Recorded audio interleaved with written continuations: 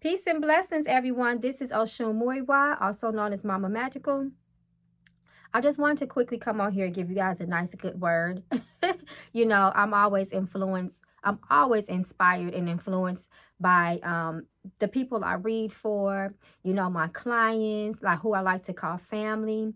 You know who you are. And you guys always give me just wonderful and, deep things to ponder on and, think about. But one of the most common things that I get asked a lot is, how do I find out where I belong? I feel so lost. I've left the church. I've left this, my cultural background is I'm kind of in my, my Hierophant reverse energy. And I'm just kind of going against the grain with everything I know, but I've ever known. But in that space, it's uncomfortable. It's lonely. It's dark sometimes. And I always tell people, before you go without, turn within.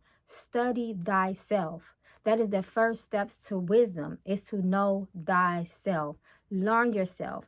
Peel back the layers, right? Get to the root of who you are. Find out what makes you you. What makes you tick? What makes you smile? What makes you laugh? Why do certain things hurt you? Why are you so vulnerable when it comes to certain experiences and situations? The more you get to know yourself, the comfortable you will be with yourself, and eventually, if you get drawn into some sort of spiritual group of people or a community, you're more confident in yourself. You're not looking for other people to define you. You know who you are. You are solid in and who you are in your own identity. Then always involve your ancestors. That's very, very important. Talk to them. Tell them what you are seeking. Tell them what you are looking for. Even if you don't even know what that is, let them know that too. Let them know that too. Let them know that you are confused and you need clarity. Spend a couple of years just learning yourself, putting yourself in a healthy space, especially mentally, putting your heart and your mind on one accord. That's very, very important, because if you go somewhere, you deal with other people, your energy is still kind of chaotic. You're still confused. You're still easily impressed and impressionable, by things you see and by other people and the things that they say. You can find yourself even more confused, even more caught up. And the next thing you know, people will define you for you if you can define you for yourself. So, just to sum it all up, spend time learning thyself, study thyself, initiate into your own religion, which is you, who you are. Get to know your ancestors, all the spirits that are already walking with you, the ones that came to this earth with you. They are going to be your bread and butter. They are going to be that safety net for you. But you got to learn them. You got to know the difference between your subconscious voice and your divine voice, that inner voice that's connected to divinity, that voice that, that intuition, that part of us, that what they call kind of like that gut feeling. You got to know when it's you. You got to know when it's your subconscious mind. You got to know when it's a spirit. You got to know when it's your ancestors. You got to know when it's instead a spirit guide. All those things. You just want to be very familiar with your spirits, very familiar with yourself, and solid with yourself. And I promise you, the more authentic, you are to yourself, that's when your tribe will find you. You don't have to be pressed. You don't have to be desperate for anything. Never be desperate for anything, because I'm telling you, other people will smell that desperation like sharks smell blood in water. And you don't want to get caught up and be a victim of spiritual manipulation and circumstance. So I just want to talk about that, guys, and just throw that out there. And as far as tarot readers, they all come so different. Everyone has their own unique, way of doing things, way they are used by spirit. We are all just merely a vessel.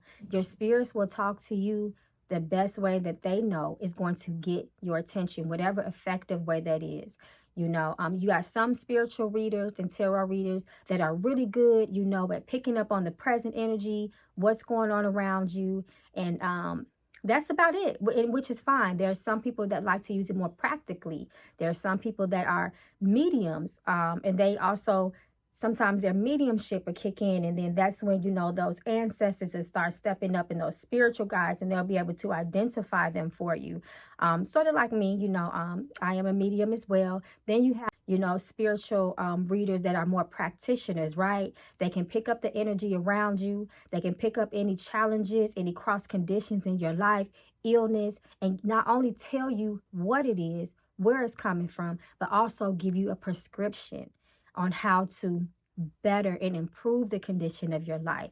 Just like a doctor, you go to the doctor, you're having symptoms, they run tests on you, they do investigations, and then they give you the proper prescription that is best needed for your situation, your alignment. And that's what I do as well. I always write prescriptions. My family, my clients, like I said, I call them my family. They will tell you that. You have some readers that are just, really good at picking up on things, but maybe can't really give you a timeline for it, or, you know, can't really identify exactly where it's coming from. And that's okay as well. There's nothing wrong with that. So guys, appreciate your readers for who they are. They're not going to always be 100% accurate. The only person that's accurate 100% is the creator, whatever you guys like to call them, God, Olodumare, whatever you call them, the universe, so always go into readings understanding that as well. So you just want to find somebody that you resonate, that is hopefully majority of the time accurate, and you can actually see improvement from your life after working with that person. And of course, it goes without being said, you want to trust people as well. So always trust your intuition about a person.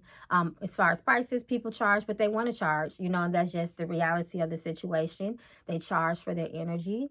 And that's okay as well. That's what when you're a spiritualist, you know that there's something called an energetic exchange. You don't take, and don't give nothing back in return. That's not how spiritual balance works. That's not how universal laws work as well. So I love you guys. If you have any questions for me, definitely let me know. Peace and blessings.